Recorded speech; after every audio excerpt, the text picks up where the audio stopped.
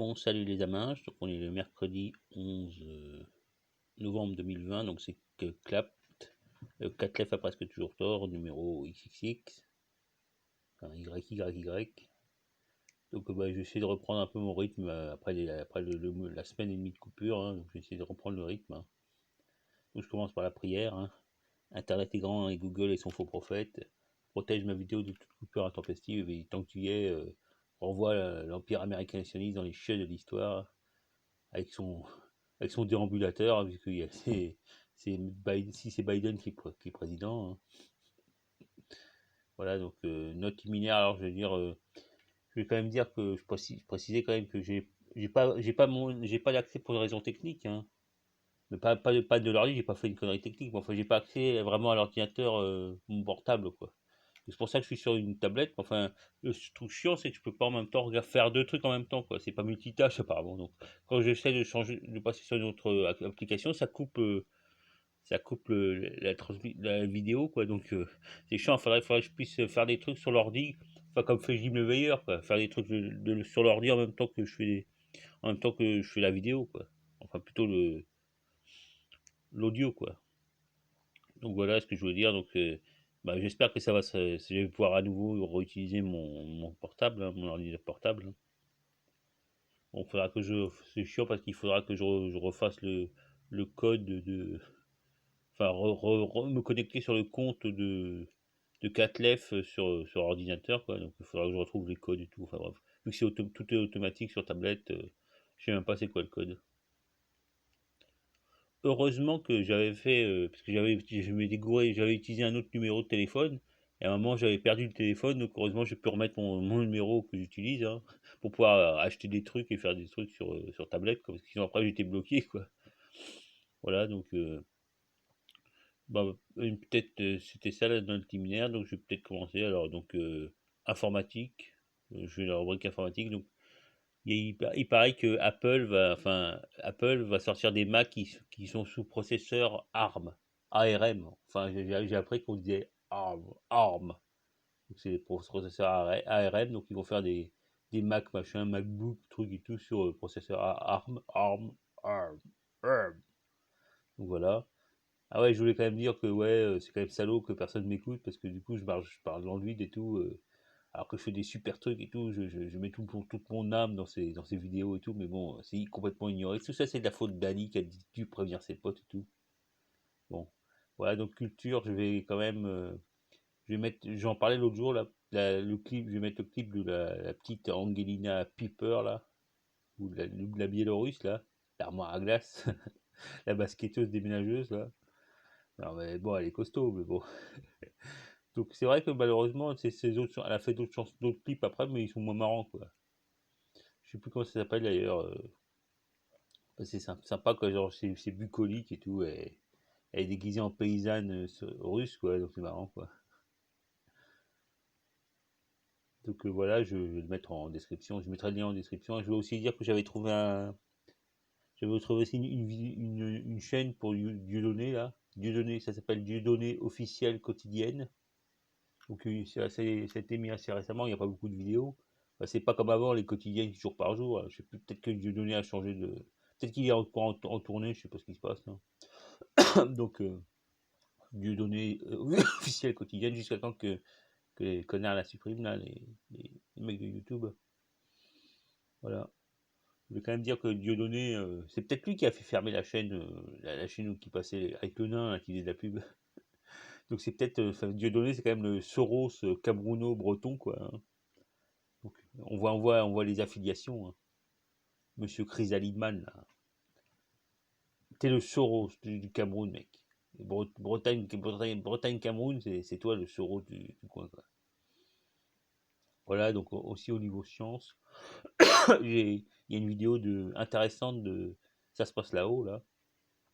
Donc il y a des mecs qui ont montré que la présence d'uranium et de thorium, des radioactifs, des substances radioactives, hein, dans une planète était essentiel pour qu'il puisse y avoir de la vie, quoi. Parce que ça permet en fait ça crée de la chaleur et ça permet de créer le champ magnétique, un champ magnétique qui doit être suffisant, mais pas trop, pour protéger la Terre, quoi, pour protéger la planète, pour protéger son atmosphère et tout, quoi, pour pas que les vents solaires balayent l'atmosphère et tout, comme sur Mars par exemple, hein. Là, il y a pas de, ne pas y avoir assez de. Bon, déjà, elle est trop petite Mars par rapport à la Terre, hein. Et donc, il ne doit pas y avoir assez d'uranium et tout. Et l'atmosphère s'est fait balayer la tronche. Donc, avant, visiblement, il y avait de l'eau et tout, mais maintenant, il n'y a plus rien, quoi. Enfin, tout est, c'est la planète rouge parce que tout est rouillé, en fait, hein, à cause de la flotte. Voilà, donc, alors, il faut qu'il y en ait assez, mais qu'il n'y en ait pas trop, hein. Alors, du coup, les mecs, les chercheurs, ils ont cherché si, les étoiles autour pour savoir le taux d'uranium et de thorium. Donc, apparemment, si le soleil il va pas au milieu, donc il y a vachement d'étoiles où il n'y a pas assez ou trop ou pas assez d'uranium et de thorium, hein. Ce qui veut dire que là où il y a des planètes habitables, ça doit quand même être vachement réduit, hein. Par contre, il aurait dû dire si les étoiles qui sont assez proches, là, Proxima Centauri et tout, là, il y avait assez de thorium ou non, il l'a pas dit. Non, ça se passe là-haut. Voilà, donc bah, c'est intéressant, quoi. Puis bon, j'ai fait une explication assez explicative, hein, contrairement à d'autres fois où je m'embrouillais, quoi. Voilà. Donc, après, je voulais faire aussi, bon, peut-être aussi une rubrique gadget, hein, parce que comme j'ai dit, j'ai téléchargé ma liste de mon ordinateur, là, donc j'ai la liste de tous mes gadgets. Donc, les gadgets auxquels je pensais, c'était les gadgets de Makita, Makita, donc c'est des espèces de, c'est censé être des trucs de chantier, donc il y a des radios, des cafetières, des trucs comme ça, quoi. C'est des gadgets, des trucs, des appareils de chantier, quoi. Mais donc assez costaud, mais c'est un design très pas mal, quoi. Donc j'avais eu ça sur Crazy Russian Hacker, hein. Lui, là, c'est un fan, hein. Donc bah écoute, c'est pas mal, quoi. Aussi, bon, je veux dire que un truc que j'ai pas téléchargé, que je voudrais peut-être télécharger, c'est la liste des modules Firefox, hein. Voilà, il n'y a pas beaucoup de modules malheureusement sur Firefox Android, mais j'ai pas mal de modules sur mon Firefox PC, quoi, Windows. Je suis sur Windows 7 en fait, je peux passer en Windows 10, hein.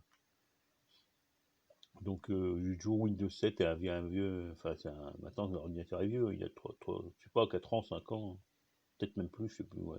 Plus de 5 ans je pense. Donc il doit avoir 6 7 ans. Donc module Firefox, faudra que je le fasse, faudra que je télécharge, hein.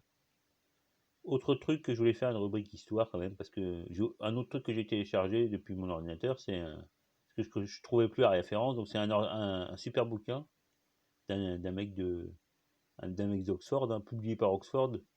Donc un mec qui s'appelle Mark S. Smith, pas super, pas super original comme nom, hein. Donc je vous dis le titre en anglais, hein. Donc j'ai trouvé sur Librairie Genesis, hein. Ce que je cherchais, parce que je pensais aux dieux israéliens, aux dieux juifs. Et si, comme vous savez, quand il y a le site de Dougarit en Syrie actuellement, sur la côte syrienne.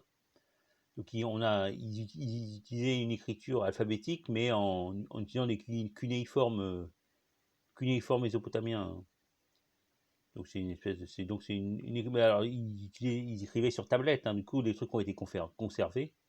Alors les mecs, les ugaritiques, c'était des mecs très proches des Hébreux, quoi, hein. C'est comme les Phéniciens et tout ça c'était les mêmes mecs, hein.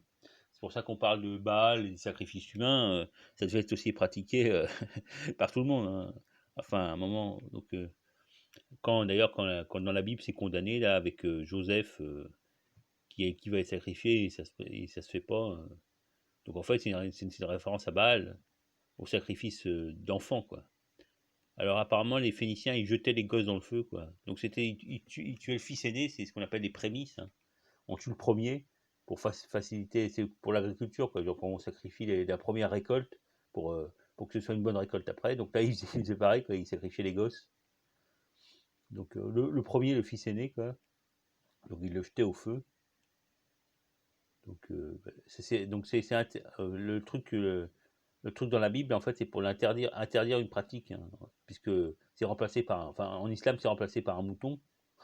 Donc, on fait un sacrifice humain à la place d'un un sacrifice animal à la place d'un sacrifice humain.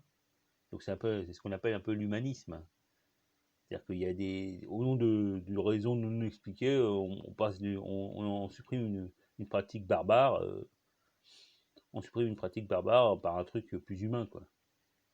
Ce que n'ont jamais fait les mecs amérindiens, quoi, en Amérique centrale et tout. Hein. Parce qu'ils étaient restés, ouais, ce que je voulais dire aussi, c'est que les mecs, ils étaient restés au sang, quoi. C'était un peu une espèce de truc ancestral avant l'âme, quoi. C'est-à-dire ils auraient remplacé le sang par l'âme, ils n'auraient pas été obligés de faire des sacrifices humains, ils auraient été obligés de faire, ils auraient demandé aux mecs de souffler ou je sais pas quoi. Enfin, donc voilà ce que je voulais dire, ouais. Donc c'est dommage qu'ils déliraient sur le sang, quoi, leur truc vampire là. Donc voilà, j'ai oublié de dire. Alors le titre du bouquin sur les Hébreux et les Ougarites là, c'est The Origin of Biblical Monotheism, de point Israel Polytheistic Background and the Ugaritic Text. Donc il prend parce que il y a les dieux hébreux, Yahvé et compagnie. Alors Adonai, c'est-à-dire mon Seigneur, en fait, c'est Adonis. Ça a été grécisé en Adonis, hein, qui est nom apparemment grec que les Grecs utilisaient pour le dieu Dumuzi, Tammuz, hein, qui est le dieu qui va chercher la déesse Inanna aux enfers, hein, pour rapporter la bonne saison quand il y a l'agriculture qui. Toutes ces légendes, ça existe un peu partout, hein, enfin en Grèce et tout. Donc quand il y a l'hiver, il y a la déesse qui va qui est enlevée aux enfers. Hein. Puis tu as Adonis ou Thésée. Thésée et Ariane, c'est le même truc, hein, donc qui va sauver la déesse et qui la ramène pour la bonne saison, quoi. Donc bon, c'est la déesse Ishtar ou Inanna, hein, mais ça, vraiment, je sais pas c'est quelle déesse normalement. Hein. Les trucs changent. Hein. Voilà, donc je répète, donc The Origin of Biblical Monotheism, Israel Polytheistic Background and the Ugaritic Texts. Donc il parle de tout un peu, l'organisation le polythéisme, il y a plusieurs dieux, quoi. Donc le dieu, c'est apparemment l'ancien dieu, c'était El, parce que Israël, Ismaël et tout, El, ça veut dire Dieu. C'est un suffixe El qui veut dire Dieu. Hein. Jibril aussi, Gabriel, bon. Donc El, c'était Dieu, donc c'était El Shaddai, le nom du dieu original, hein, apparemment ce qu'il dit dans le bouquin. Hein. Donc après, il y a Yahvé qui serait plutôt un dieu qui serait venu de la côte, du côté de chez. Attends, je sais plus, c'est quoi la ville que vous voulez faire Néom, là, ouais. Du côté où ils veulent faire Néom, là, un espèce de dieu. Ce serait un dieu des tempêtes, hein, dieu. Parce que on dit les nuées de Yahvé et tout, donc ce serait à l'origine un dieu plutôt du vent et tout. Hein. Donc ce serait pas un dieu indigène du coin, il serait passé petit à petit chez les Hébreux et tout, mais à l'origine ce serait plutôt un dieu du vent et tout. Hein.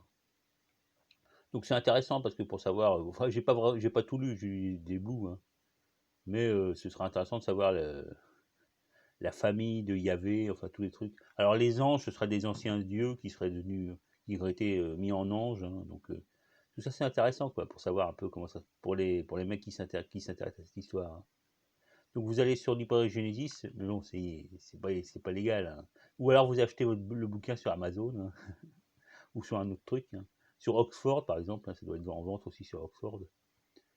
Donc et puis vous cherchez The Origin of Biblical Monotheism. Donc ça devrait suffire. Hein. Vous tapez aussi Mark S. Après Smith, hein, mais bon c'est vraiment le nom. Ok bon, bah voilà c'est intéressant. Donc il faudra que je lise plus. Je l'ai retrouvé déjà, je vais pouvoir le relire. Hein. Enfin finir de le lire parce que là je l'avais laissé sur mon ordi et puis je trouvais plus. J'ai recherché sur l'hypergénésis mais je trouvais plus quoi. Donc là j'ai retrouvé. Voilà bon bah maintenant je vais peut-être passer quand même à la rubrique politique. Hein, puisque puisqu'il y a eu des trucs intéressants, hein, puisque enfin là, il y a le truc qui a été signé là entre Russes, Azéris et Arméniens, donc les mecs se mettent à expliquer ce qui s'est passé vraiment. Hein. Donc c'est un coup du soft power à la russe, quoi, nouveau type de soft power depuis la chute du mur. Hein. La Russie attaque plus et tout, elle fait juste du soft power. Grosso modo, tu veux pas, d'accord, t'es pro-Yankee et tout, ben pas de problème, ben, dans ce cas-là, tu te débrouilles tout seul. Hein. Donc c'était ce qu'il disait aux Arméniens là, avec pas d'air, Pachydermian, qui apparemment, c'est vrai que j'avais oublié, il le disait incidemment pendant qu'il y avait le conflit là. Il disait que Pachydermian, en fait, il avait fait une révolution colorée, téléguidée par Soros, hein, l'ami de Dieudonné. Hein. Donc j'espère qu'il n'y a pas de Dieudonné pas mêlé à cette histoire. Hein. Donc l'ami de Soros, Pachydermian, hein, donc, avait fait une révolution colorée, pro-Yankee, hein, pro-occidental. Et donc du coup, bon, c'est vrai que j'avais pas vraiment... J'avais entendu l'histoire, mais enfin j'avais pas pris vraiment ça en compte, quoi. C'est vrai que même apparemment que les mecs du, du, du Haut-Karabakh, ils n'avaient pas bien compris le film, quoi. Donc ils n'avaient pas bien compris ce qui se passait. Donc ce que disent les mecs, c'est que... Alors à un moment, il y a à RT, ils ont... Non, c'est vrai que j'écoutais France Info. Alors c'est vrai que depuis mon confinement, que j'avais pas internet, là, j'avais écouté un peu France Info pendant les élections Yankee, quoi. Et donc, c'est franchement, c'est pas inintéressant, quoi. J'aime bien le ton, quoi. Alors, j'ai jamais entendu parler du Sionardistan, des pieds noirs de Sion et tout. Hein. Mais enfin, c'est vrai qu'ils ont l'air assez soft, quoi. Même un peu de gauche, quoi, à la limite. Hein. Ils tiennent avec une espèce de ligne éditoriale un peu. C'est pas BFM TV, quoi. Ni BFM Radio, d'ailleurs. Donc, ils interrogeaient un professeur, un maître de con de Lyon, hein, qui expliquait un peu l'histoire, hein, assez clairement, d'ailleurs. Hein. Attendez, je retrouve son nom, ce mec. Balanche, ouais, il s'appelle Balanche. Balanche ton porc. Donc il expliquait un petit peu qu'il y avait un espèce de triumvirat Russie, Turquie, Iran qui, euh, qui a finalement puni l'Arménie pour son pro-yankisme, hein, sa révolution colorée. Donc ça tombe bien en plus maintenant, mais bon. Donc c'est grosso modo, ok, tu t'es pro-yankee, bah écoute, débrouille-toi tout seul. De toute façon, on t'envoie les Azeris là. Et puis, et après tout, ils étaient pro-Yankee, donc ils ont le droit de récupérer au Karabakh. Donc c'est vrai que, en fait, quand les Azeris, là, ils ont réussi à prendre la ville de Chouchi, là, ou Choucha, ou je sais pas quoi. Donc c'est très proche de Stepanakert. Hein. Donc c'était quelque part une victoire immédiate une victoire imminente des Azeris, quoi. Donc après, les Russes ont sauvé le cul des Arméniens, quoi. En même temps, c'est vrai qu'il y avait quand même des rumeurs. Par exemple, il disait que euh, Poutine n'aimait pas trop Pachydermian. Donc c'est vrai que bon, mais il fallait quand même lire entre les lignes. Hein. Donc même si les mecs du Haut-Karabakh ont pas bien évalué la situation, c'est que même des mecs du coin, ils ne devaient pas savoir trop ce qui se passait. Hein. Donc bah, maintenant, on sait quoi. Donc attendez, je lis, russe faire payer l'Arménie, à faire payer à l'Arménie sa trahison. Comme la Biélorussie, c'est vrai qu'on disait la même chose pour la Biélorussie et même pour la Syrie, à la limite, que Bachar el-Assad n'était pas très pote avec Poutine avant, quoi. Donc maintenant, il est redevenu pote. Hein. Donc c'est toujours le pouvoir à la russe. Hein. Ok, tu voulais pas qu'on soit pote, bah on n'est pas pote, hein, donc vous vous débrouillez tout seul. Donc la Biélorussie, il y avait à peu près le même truc, hein, parce on accuse le mec là, comment il s'appelle je sais plus comment il s'appelle. Du coup, j'ai oublié les noms, pardon. Faudrait que j'écrive tous les noms là. Donc on l'accuse de Biélorusman là, de vouloir être trop proche, d'être vouloir être entre l'Occident et la Russie, quoi. Donc je sais pas si c'est un peu la même histoire. Donc il faisait un espèce de chantage, quoi. Ok, t'es pro-occidental, bah vas-y, débrouille-toi avec tes connards là, tes potes. Bon. Donc c'est à peu près ce qui s'est même passé. Ce qui s'est passé. Donc il disait, le mec Balanche, là, il disait que la prochaine cible, ce sera sans doute les Kurdes pro-Yankees, quoi, les soi-disant anarchistes, là, comme dit Messan. Là. D'ailleurs, Messan, il fait aussi un article sur le sujet. Hein. Et puis, il dit à peu près la même chose. Hein. Tous les articles qui sortent maintenant, juste après le. Donc, je sais pas pourquoi il se retenait avant. Je regardais comme ça les articles, mais il n'y en avait aucun qui expliquait la situation comme il le faut maintenant. Hein. C'est dommage. Hein. Du coup, on était un peu dans le noir. Là, on entendait deux fois les Arméniens, des fois les Azéris. Là. Hein. Donc, soi-disant, en passant, aucun ne disait la vérité. Hein. Donc c'était pas du tout, moi j'avais fait des tas de théories, enfin en tout cas j'avais bien vu qu'il y avait une espèce de double jeu turc et tout, hein. Je savais, j'avais bien compris que si les Turcs étaient potes avec les Russes comme ils le sont maintenant, ils pouvaient pas être s'opposer à eux comme ça dans l'histoire du Karabakh, quoi. Donc alors ouais, alors il y a aussi c'est vrai que ça faisait penser à ce qui s'est passé, c'est une espèce de ce qui s'est passé à Astana là à propos de la Syrie, en fait c'est une espèce de Yalta, de nouveau Yalta qui font entre le triumvirat là, Russie, Turquie, Iran, donc ils se partagent un peu la région, hein. C'est vrai qu'ils ont tous des intérêts, quoi. La région est iranienne, puis il y a d'influence turque, et puis en même temps il y a d'influence russe maintenant, hein. C'est c'est vrai que j'avais pensé une fois quand finalement en fait c'est les jeux les jeux géopolitiques au Moyen-Orient ancien, hein, antique. Il y avait les Babyloniens, les Hittites, qui sont un peu, je sais pas si les Hittites d'aujourd'hui c'est les Russes ou les Turcs, parce que à la fois c'est des Russes, mais en même temps c'est un peu les Turcs, hein. D'ailleurs, Ankara, c'était très proche de la capitale Hattusha, la capitale hittite, hein. C'est à dire, je dis ça comme ça en passant, hein. Donc voilà, l'objectif à atteindre est donc la défaite de l'Arménie, hein. Enfin, au moins symbolique. D'ailleurs, apparemment, ils vont virer. Il y a Pachydermian qui va se faire virer, hein. C'est-à-dire qu'on va finir la révolution colorée de merde, hein. D'ailleurs, il le disait, balance, après il va y avoir le retour des pro-russes et tout, hein. Donc, bah, tout devient clair, hein. Alors c'est vrai que les mecs du Haut-Karabakh, je suis pas sûr si ça devait être un peu comme le Donbass, quoi.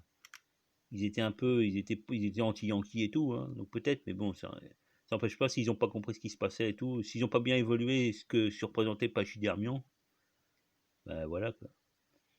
Mais bon, normalement, normalement, il y a dans l'accord qu'ils ont signé avec les Russes et tout, là, il y a un retour des réfugiés, hein. Donc les Russes ont envoyé 2000 soldats, quoi, des gardes frontières, enfin des mecs comme ça, des quasi casques bleus là. Et donc, bah voilà, c'est ce qu'on veut dire, hein.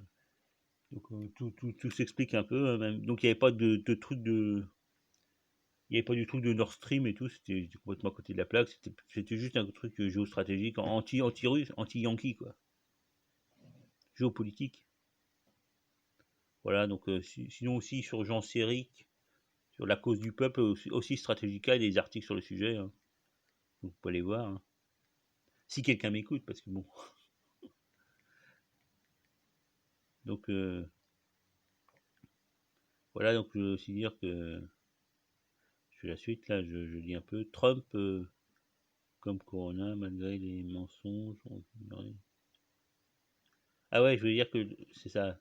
Trump, ils vont lui faire payer vachement l'affaire Epstein et tout, à mon avis. Ça va pas passer. Je crois que c'est la Stratégica qui dit ça. C'est vrai que l'affaire Epstein, ça doit leur rester en travers de la gorge, hein. Et l'affaire Maxwell surtout, parce que c'est Epstein-Maxwell. Maxwell étant la. Sora disait que Maxwell, c'était un peu la mère Macrel qui chapeautait Epstein, hein. Donc,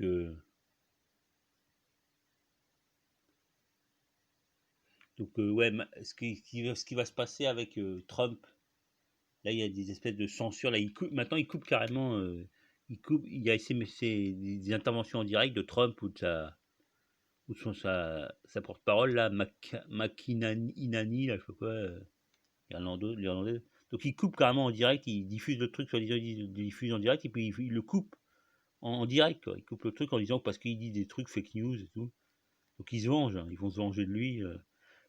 Donc, à la limite, je sais pas s'ils vont faire un accord. Et, ouais, je pense qu'ils vont faire un accord entre les partis, parce que c'est Trump qui va morfler, ça va pas être la partie qui est derrière Trump, hein. La partie de l'armée et tout. Encore que je sais plus où j'ai vu ça là, c'était peut-être dans Réseau Voltaire, il disait que non, ça devait être dans Strategica. Donc il disait que le pilote d'Air Force One, c'était devenu un Anglais, donc il a remplacé un militaire Yankee par un Anglais, parce qu'ils avaient sans doute peur de ce que pourrait faire la faction militaire des Yankees après ce qui se passe sur Trump, hein. Donc je disais l'autre jour qu'ils vont se faire, qui allait se faire Alex Jolisé, ou ça va être un peu comme l'affaire Dreyfus et tout, c'est un peu sans doute ce qui va se passer, il va y avoir du nettoyage idéologique, quoi. Enfin, ça va pas être plus facile que pour... ça peut pas être plus facile que pour Morales en Bolivie, hein. Donc ça va peut-être être un peu comme Erdogan en Turquie, hein, parce qu'ils vont faire le ménage, mais en même temps, faut quand même garder des mecs, hein. Donc, à mon avis, les bidasses vont fermer leur gueule, comme d'habitude, hein. Ça va devenir la grande muette, et c'est comme pour l'affaire Dreyfus, hein. Donc, c'est soit tu fermes ta gueule, soit on te vire, hein. Virer pour l'exemple. Donc, ça va y avoir du ménage, mais je sais pas dans quelle proportion ça va prendre, quoi. Autre truc, donc sur Almanar, bah, j'ai vu ça que sur Almanar, j'ai pas vu ça sur RT et tout, donc ça va peut-être sortir après. Il disait que R4, le mec de l'OLP, là, était mort du Covid. Donc je sais pas si c'est vrai, faut attendre un peu pour voir si c'est vrai ou non, hein. Donc il serait mort du Covid, donc on peut encore mourir du Covid apparemment. Donc j'attends un peu quand même pour reparler de ça, hein. Autre truc sur RT, toujours, il y avait un mec, Marshall, il s'appelait, qui parlait un prof encore, hein, qui parlait du Tigray, parce qu'il faut dire Tigray, pas Tigré, hein. Ou Tigray peut-être, je sais pas. Donc il parlait du FPLT, le Front patriotique de libération du Tigray. Donc il disait grosso modo c'était une histoire de guerre politique, hein, parce que le Tigray était un peu au pouvoir pendant 20 ans, et puis maintenant qu'il y a l'autre là, qui a pris le pouvoir, il se venge un peu contre eux et tout, hein. Donc faut attendre. Enfin, je sais pas s'il y a des histoires. Je parlais de l'Érythrée et tout. C'est vrai que le mec qui a été élu là, Abiy Ahmed. Donc j'avais entendu que c'était un gros sionnard et tout. Moi, je sais pas. Apparemment, il y a les Chinois. Enfin, quand dans ce truc de corps de l'Afrique, t'as les Chinois aussi et tout. Donc Abiy Ahmed, il a eu le prix Nobel parce qu'ils ont fait la paix avec l'Érythrée là. Enfin, une paix avec l'Érythrée. Et donc après, il enchaîne là-dessus. Il attaque le Tigray. Alors si les mecs du Tigray étaient un peu au pouvoir avant, donc c'était peut-être eux qui avaient fait la guerre avec l'Érythrée, hein. Donc je sais pas, c'est vrai on sait pas vraiment ce qui se passe, hein. Dans ce coin-là, on connaît pas trop. Déjà par exemple, avant les mecs ils étaient pro-soviétiques, et puis après ils sont devenus pro-yankees et tout. Enfin, bref. Autre truc que j'ai lu dans Réseau Voltaire, là, les mecs ils disaient que carrément Biden était gaga, quoi. Donc ce qui expliquerait peut-être sa façon de se comporter avec les gosses et tout, parce que souvent les mecs qui sont un peu gaga, ils ont ils ont des gestes inappropriés avec les gens et tout, ils les touchent et tout. C'est connu ça. Donc c'est vrai que s'il est gâteux, ça explique qu'il n'est pas pédophile. Déjà, pour être pédophile, il faudrait qu'il ait un peu d'énergie, quoi. Donc voilà, donc j'avais marqué McKinney qui s'est fait censurer. Ah ouais, il y a aussi l'histoire des feux de forêt en Algérie, là. Donc au nord de l'Algérie, il y a des feux de forêt subites qui sont créés. Sans doute une allumette craquée ou un truc comme ça. Enfin, sans doute, enfin, c'est plutôt, je dis, en fait, c'est plutôt les armes satellites là pour faire des feux de forêt comme ils utilisent en Californie et tout. Ou qu'ils avaient utilisé en Sibérie à un moment. Donc voilà, bah quand même, hein, 28 minutes. Donc voilà, bah écoutez, je vais peut-être pleurnicher un petit peu quand même en disant que c'est pas sympa que personne m'écoute, hein. Je parle dans le vide, putain. Bon bah, je vais continuer quand même, et la mort dans l'âme, hein, tristement, hein. Bon, allez, salut les mecs.